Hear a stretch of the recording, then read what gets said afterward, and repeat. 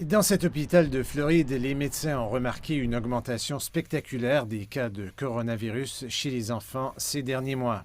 La plupart de ces enfants viennent des urgences et la plupart d'entre eux ne sont pas assez malades pour entrer dans l'hôpital. Cependant, ceux qui sont admis sont plus malades que ce que nous avons vu auparavant et beaucoup d'entre eux nécessitent des soins dans nos unités de soins intensifs. Les cas pédiatriques ont considérablement augmenté depuis l'arrivée du variant Delta aux États-Unis.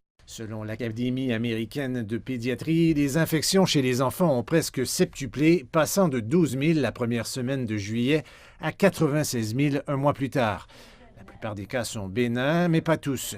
Le 12 août, le nombre d'enfants hospitalisés pour la COVID-19 a atteint un record de 1900.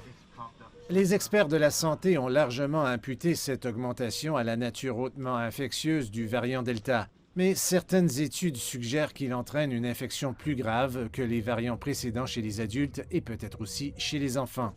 En ce qui concerne les enfants, cela pourrait être le cas, mais nous ne le voyons pas de manière définitive. La seule chose dont nous sommes sûrs est que plus d'infections signifie plus d'enfants seront à l'hôpital. Les hospitalisations pédiatriques sont les plus élevées dans les États où la vaccination est faible et les taux de transmission élevés.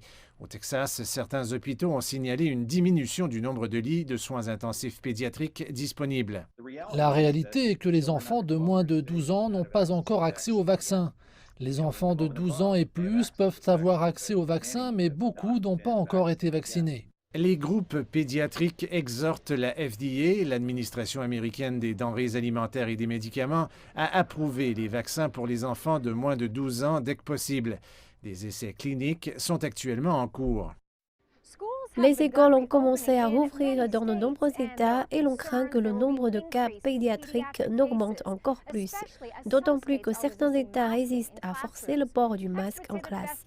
Les experts disent que la meilleure façon de protéger vos enfants est de se faire vacciner pour réduire le risque de le leur transmettre.